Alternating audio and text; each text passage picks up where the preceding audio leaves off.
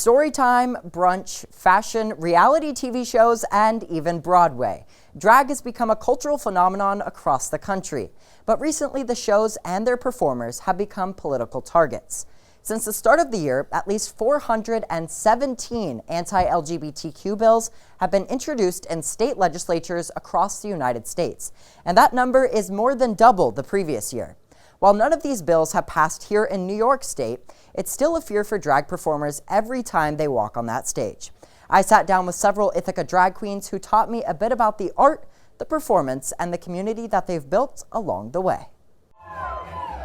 Every time Femme de Violette steps on the stage at the Range, she comes to the bar with a message. We have so much more in common with the people around us than we do with the people who want to destroy us.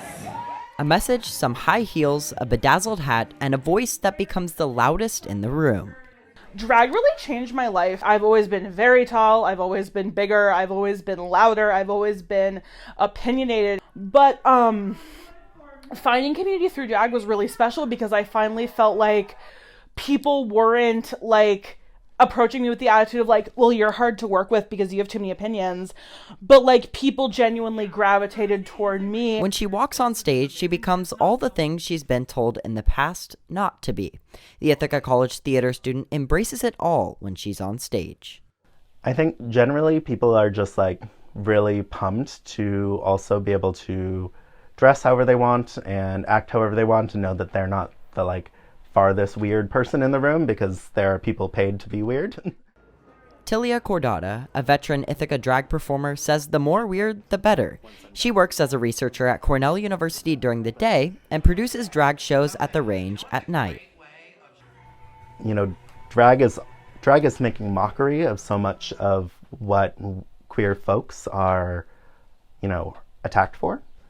You know, gender presentation, clothes, looks, voice, appearance.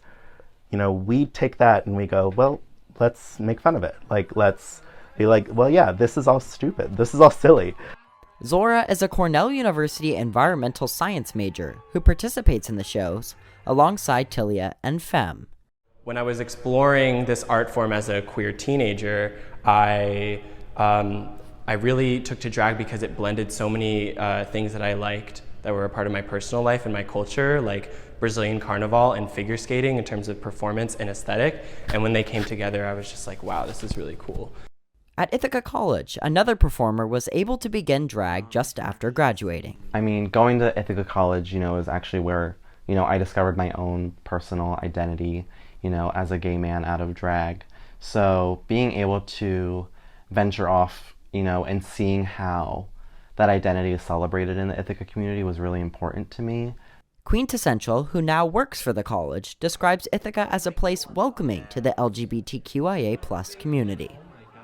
And it's honestly a great privilege that, you know, in the Ithaca area especially, that we have a space that supports new art and is willing to, you know, lift every voice if possible in the room, to showcase, you know, the ideas that different people have. I'd say Ithaca in general is a great community to hone in my drag. There's a lot of great performers and entertainers here that I can learn a lot from, band together to like support the community. She is me, I am her, we are one. While Ithaca's drag community does create a safe space for queer people, performers like Femme de Violette worry about attacks on the art every time they go on stage. Oh, it's something I'm terrified of.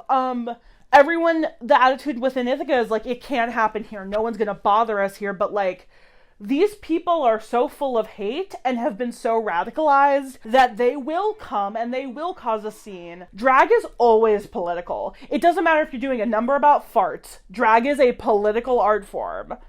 It just is. So because of that, you're always kind of assuming the risk of like danger and perception.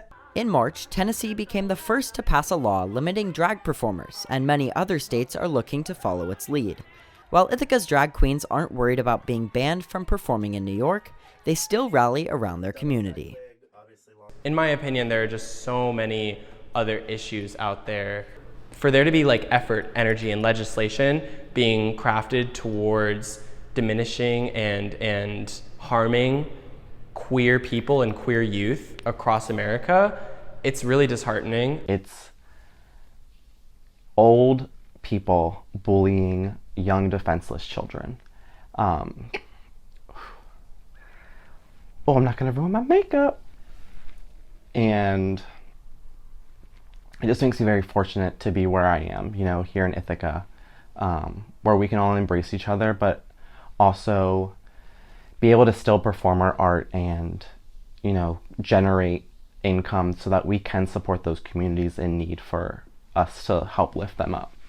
Every time these 4 Ithaca drag queens lace up their boots and put on their makeup, they're doing it to become the loudest voice in the room, because others in the LGBTQIA+ community aren't able to do so. For ICTV Reports, I'm Grant Johnson.